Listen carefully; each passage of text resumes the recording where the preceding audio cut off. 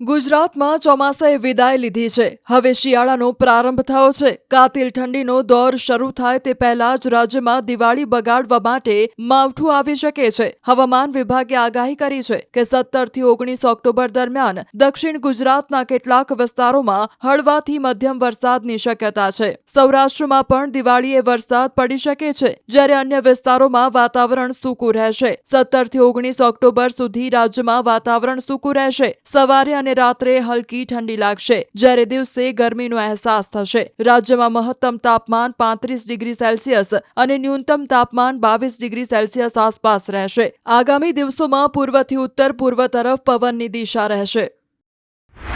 और day 2, day 3 और day 4 के लिए ड्राई वेदर रहेगा. उसके बाद डे 5, डे 6 और डे 7 में नवसारी, वलसाड, दमन, दादरा नगर हवेली और तापी डांग के लिए लाइट टू मॉडरेट ट्रेन का पूर्वानुमान है. और मिनिमम टेम्परेचर रियलाइज की बात करेंगे तो अहमदाबाद में 21.7 मिनिमम टेम्परेचर रियलाइज हुआ है. और आज QR કોડ સ્કેન કરો અને ડાઉનલોડ કરો ન્યૂઝ 18 એપ. મેળવો ગુજરાત અને દેશ દુનિયાની પળે પળની અપડેટ્સ.